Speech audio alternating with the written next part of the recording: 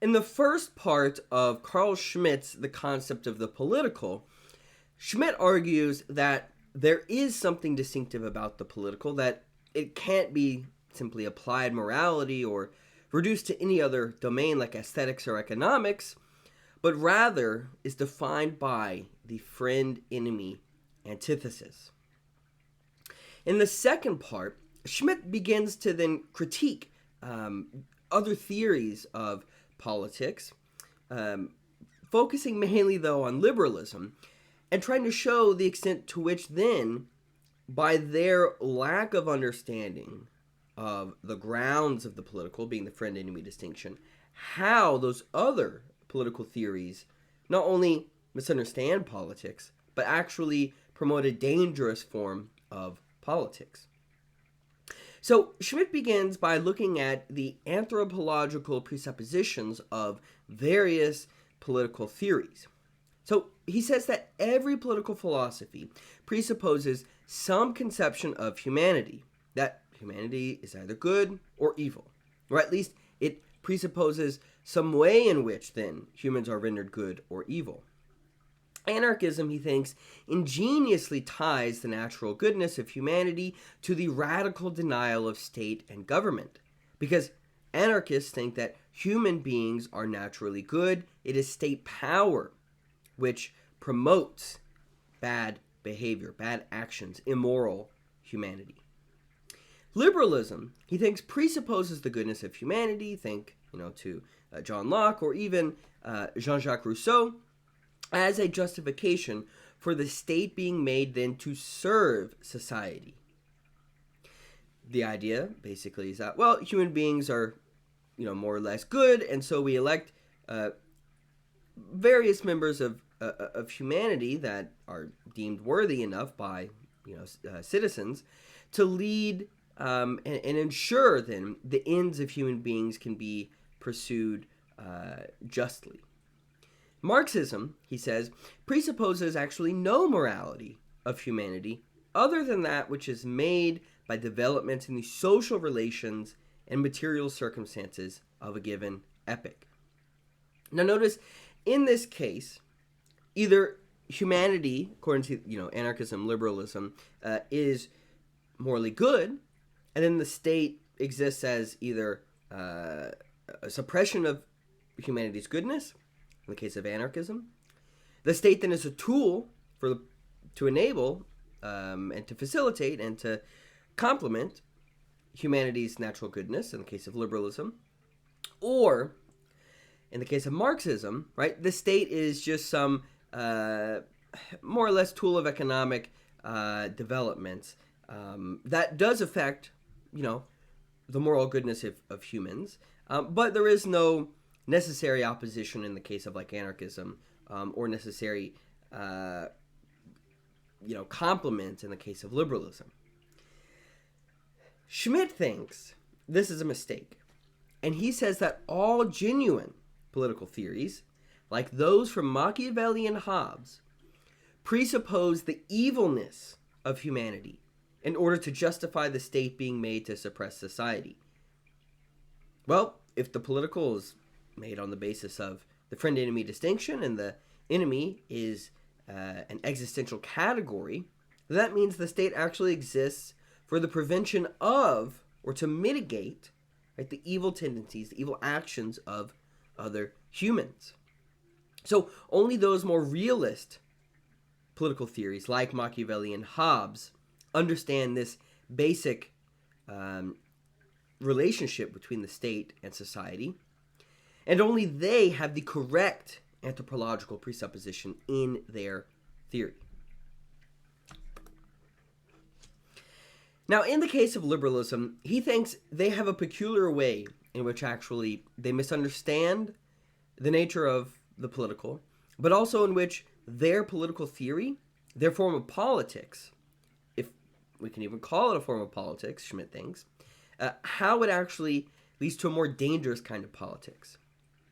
And he argues this by saying that liberalism depoliticizes and it neutralizes the state. So liberalism defines the political in terms of either morality as a kind of private ethics, or economics as market competition. So we can think of, the ways in which liberalism, maybe like in the case of Locke, thinks of politics as a kind of applied morality, such that, the concepts of right are moral categories, they're moral concepts, and the state then is meant to, actualize them, protect them. Or we can look at the case of economics and market competition, whereas, especially in the development of the 18th century, the emphasis on the state either hurting or facilitating economic growth becomes paramount, such that the state then is seen as having a key role in ensuring economic growth. In both of these cases, liberalism depoliticizes the state because it doesn't say, no, the core reason the state exists is in order to, deter the enemy or to mitigate the enemy, neutralize the enemy. And then other issues of economics, they are important as well. But the fundamental question is the public secure? Is the public safe?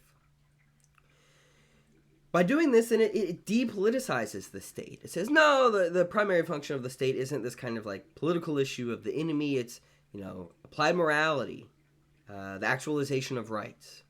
Or it is to facilitate market growth, market competition.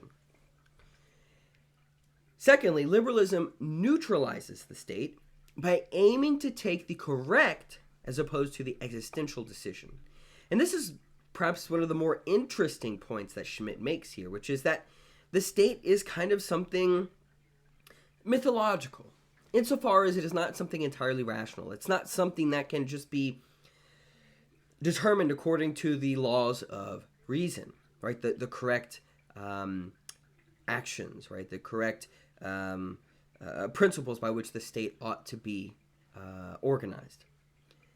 Because politics is existential insofar as it is related to the enemy as an existential category, this means that, the sovereign, in the actions the sovereign takes to secure and keep safe the public, to keep safe friends, these aren't always going to be able to, be determined in advance by the dictates of reason. They require kind of certain kinds of political judgments, norms that only arise in politics and not necessarily norms that can be found in morality. So Schmitt says, it remains self-evident that liberalism's negation of state and the political, its neutralization, depoliticizations, and declarations of freedom have likewise a certain political meaning, and in a concrete situation, these are polemically directed against a specific state and its political power. But this is neither a political theory nor a political idea. Although liberalism has not radically denied the state, it has, on the other hand, neither advanced a positive theory of the state, but has attempted only to tie the political to the ethical and to subjugate it to economics. It has produced a doctrine of the separation of balance, the separation and balance of powers, i.e., a system of checks and controls of state and government. Right, a way in which we mitigate the state. We try to prevent as much of the state as existing as possible. This cannot, he thinks, be characterized as either a theory of state or a basic political principle. And this leads us to Schmitt's argument that there is no liberal theory of politics. In liberalism, there is only a critique of politics, a critique of the state, as Judah Sklar argued, a liberalism of fear of the power of government. This, Schmitt thinks, primarily stems from liberal individualism because it inherently includes the negation of the political by pitting the state against the individual. He says, the systematic theory of liberalism concerns almost solely the internal struggle against the power of the state. For the purpose of protecting individual freedom and private property, liberalism provides a series of methods for hindering and controlling the state's and government's power. it makes of the state a compromise, and of its institutions a ventilating system. To ventilate, right, the excesses of power. So for Schmitt, he thinks this means that no consistent individualism can entrust to someone other than the individual themselves the right to dispose of the physical life of the individual. It makes difficult, if not impossible, the invoking of the jus belli, or at least it obfuscates the inherently political determination that involves the state and the sovereign of the ability to call forth citizens to fight for the state, to kill enemies, and to die for the state. If the individual themselves is sovereign, then the individual is necessarily pitted against the state. Society is necessarily put, antagonistically against the state. The political then is antithetical to society. What kind of a politics can there be when politics is sought to be mitigated and ideally eliminated? So, liberalism neutralizes the sovereignty of the political because, it says, no, these are moral or economic issues. And instead what it does is it moves the sphere of political battle, of disagreement, and here in this case, a kind of existential disagreement, not simply rational. It moves the sphere of political battle into a sphere of deliberation between the domains of economics, the intellectual, the cultural, the religious, the moral, and so on, such that liberalism thinks these key political issues that Schmitt says are existential. Schmitt thinks that liberalism says, no, through rational discourse we can come to the correct decisions. And again, right, the correct as opposed to the existential, what is necessary, those kinds of decisions. So I'll read here from Schmitt discussing this. He says, thus, the political concept of battle in liberal thought becomes competition in the domain of economics and discussion in the intellectual realm. Instead of a clear distinction between the two different states, that of war and that of peace, there appears the dynamic of perpetual competition and perpetual discussion. The state turns into society, on the ethical intellectual side, into an ideological humanitarian conception of humanity, and on the other, into an economic technical system of production and traffic. The self-understood will to repel the enemy in a given battle situation turns into a rationally constructed social idea or a program, a tendency or an economic calculation. A politically united people becomes, on the one hand, a culturally interested public, and, on the other, partially an industrial concern and its employers, partially a mass of consumers. At the intellectual pole, government and power turns into propaganda and mass manipulation, and at the economic pole, control. What Schmitt is trying to show is the way in which liberalism depoliticizes and neutralizes the state leads to this kind of diffusion of, economics and technology and morality throughout society. This means that, for example, economic conflicts, because they are seen as matters pertaining to the state and the the raison d'etre, the reason for why the state exists, they turn into extra economic conflicts, which are really political conflicts. Only the state and liberalism doesn't really see them as political conflicts. They're merely inconveniences in the way of achieving the correct or rational economic calculation. One of these problems, I think, can be seen in the era of neoliberalization, of the privatization of as much as possible of the state, and the way in which jobs are offshored, the way in which the manufacturing capacity, even the manufacturing capacity for the state in the United States, is offshored, sent to other countries because that's how companies make more money. And we can see the kinds of conflicts that this results in, which is, well, if you rely on Taiwan to produce the majority of semiconductors. Well, what happens if China invades Taiwan, right? Well, then suddenly you're risking the security and safety of American citizens on the basis of an economic calculation.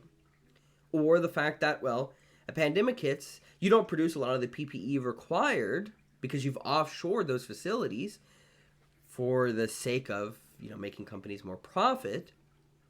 Now that suddenly risks the safety and security of citizens, right? Why did you do that? Well, for economic reasons, an economic kind of rationality of increasing profit. And neoliberal economists argue, well, of course, decreasing the price of commodities.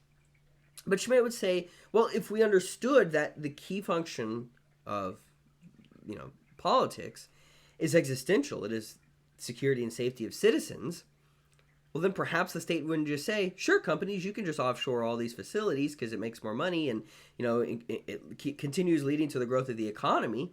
They would say, no, maybe what's first and foremost is the safety and security of the public. But what happens then is it leads to certain kinds of increases in precarity.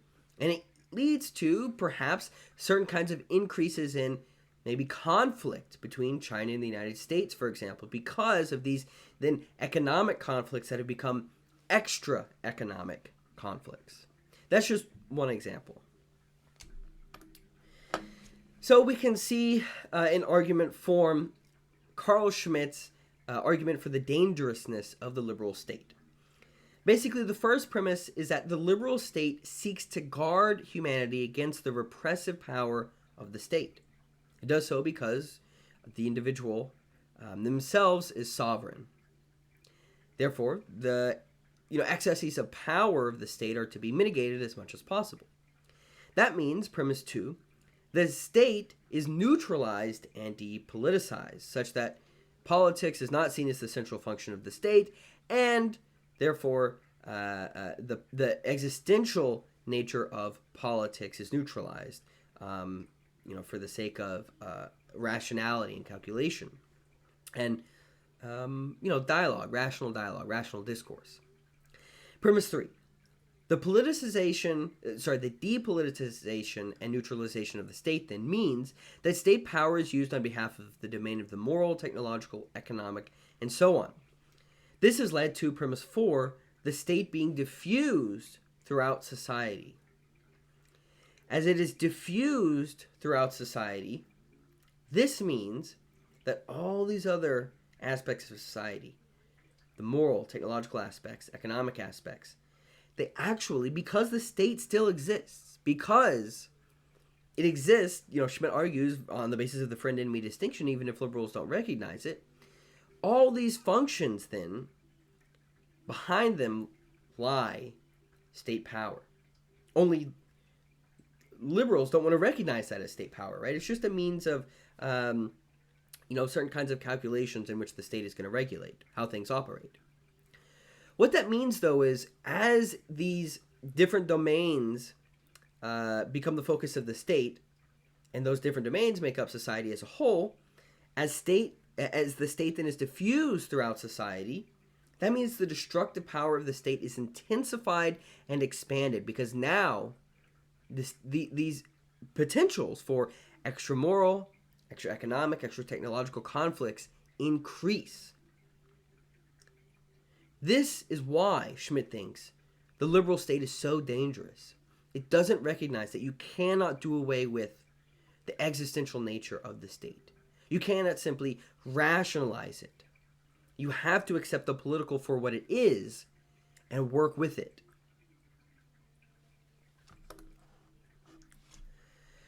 So lastly, I want to look at, Schmitt has an essay about the age of neutralizations and depoliticizations. And he basically tries to give an account of how liberalism has gotten to this point. And he says, well, the kind of understanding of the state prior to the 17th century is that the state really is a theological phenomenon, right? And this is why then you have the divine right of kings, and why natural law theory reigns, such that the state is supposed to mimic divine law as much as possible. But with the rise of science, of course, and as well as deism, the kind of theological account of the state withers away, and instead a kind of metaphysical account of the state in the 17th century arises. He says, following the hopeless theological disputes and struggles of the 16th century, Europeans sought a neutral domain in which there would be no conflict and they could reach common agreement through the debates and exchanges of opinion. This led to the development of various moral theories of the state that we saw in liberalism with Locke and Rousseau and Kant. So in the 18th century, what becomes the focus of the state? What becomes the grounds of the state? Morality. In the 19th century, when capitalism, and industrial capitalism especially, is beginning to dominate, economics becomes the foundation of the state. And in the 20th century, the most dangerous stage of the neutralization and depoliticization of the state arrived. The technological grounding of the state. And this seems a bit curious, right? Like, how could it be the case that it's dangerous that the state is grounded, its purpose for existing is for the sake of technology? He thinks that, well, most of us think nothing is more neutral than technology. Technology is simply just a means to an end, right? How we kind of use things to accomplish whatever goals we have. And in that way, right, the state then becomes a tool to accomplish the goals of society. But Schmitt says the neutrality of technology is something other than the neutrality of all former domains. Technology is always only an instrument and a weapon. Precisely because it serves all, it is not neutral. No single decision can be derived from the immanence of technology, least of all for neutrality. Every type of culture, every people and religion, every war and peace can use technology as a weapon.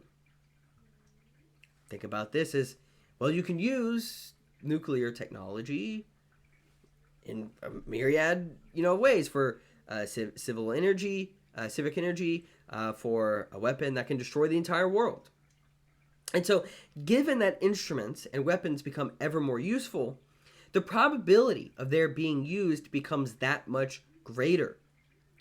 If humanitarian moral progress is still expected by many today from the perfection of technology, and think about this, especially when we hear from all these people that say, yeah, climate change exists, but Elon Musk or some tech guru, where we just hope that science, is going to figure out how to solve climate change through some kind of technology. It's going to take carbon out of the air or whatever, Think about this in terms of what Schmitt is saying. If humanitarian moral progress is still expected by many today from the perfection of technology, it is because technology is magically linked to morality on the somewhat naive assumption that the splendid array of contemporary technology will be used only as intended, i.e. sociologically, and that they themselves will control these frightful weapons and wield this monstrous power. But technology itself remains culturally blind. Maybe perhaps one more example of how maybe what Schmitt is arguing can be seen in the case of AI. AI is seen as, look, it's a tool, it's going to transform society, it's going to make our lives easier. And yet, AI is also being used to render kill lists. Most recently, in the case of Gaza, where the IDF is using AI to generate kill lists. Are we prepared to, come to terms with the fact that as much as we develop AI to make our lives, seemingly better and easier, that same technology will be used to kill human beings more easily? So the ultimate conclusion then, after, of course, his thesis that the state can be defined as on the basis of the existential friend-enemy distinction. His conclusion is that then the state and politics cannot be exterminated. So I'll read this last bit here. So he says, society as a sphere of peaceful justice now stands infinitely higher than the state, which is degraded to a region of brutal immorality. The roles are changed, but the apotheosis remains. But this in actuality is not permissible and neither moral nor psychological, least of all scientific, to simply define by moral disqualifications, by confronting the good, the just, and the peaceful with filthy, evil, rapacious, and criminal politics. With such methods, one could just as well the other way around define politics as a sphere of honest rivalry, and economics as a world of deception. The connection of politics with thievery, force, and repression is in the final analysis no more precise than is the connection of economics with cunning and deception. Exchange and deception are often not far apart. A domination of men based upon pure economics must appear a terrible deception if, by remaining non-political, it thereby evades political responsibility and visibility. Exchange by no means precludes the possibility that one of the contractors experiences a disadvantage and that a system of mutual contracts finally deteriorates into a system of the worst exploitation and repression. When the exploited and the repressed attempt to defend themselves in such a situation, they cannot do so by economic means. Evidently, the possessor of economic power would consider every attempt to change its power position by extra economic means as violence and crime, and will seek methods to hinder this. That ideal construction of a society based on exchange and mutual contracts and eo ipso peaceful and just is thereby eliminated. Unfortunately also, usurers and extortioners appeal to the inviolability of contracts and to the sentence pacta sunt servanda. The domain of exchange has its narrow limits and its specific categories. And not all things possess an exchange value. No matter how large the financial bribe may be, there is no money equivalent for political freedom and political independence. State and politics cannot be exterminated. The world will not become depoliticized with the aid of definitions and constructions, all of which circle the polarity of ethics and economics. Economic antagonisms can become political, and the fact that an economic power position could arise proves that the point of the political may be reached from the economic as well as from any other domain. The often quoted phrase by Walter Rathenau, namely, that the destiny today is not politics but economics, originated in this context. It would be more exact to say that politics continues to remain the destiny, but what has occurred is that economics has become political, and thereby the destiny. It is also erroneous to believe that a political position founded on economic superiority is essentially unwarlike, as Joseph Schumpeter says in his Zur Soziologie der Imperialismen, on the sociology of imperialism in German. Essentially, unwarlike is the terminology based on the essence of liberal ideology. An imperialism based on pure economic power will naturally attempt to sustain a worldwide condition, which enables it to apply and manage, unmolested, its economic means. For example, by terminating credit, embargoing raw materials, destroying the currency of others, and so on.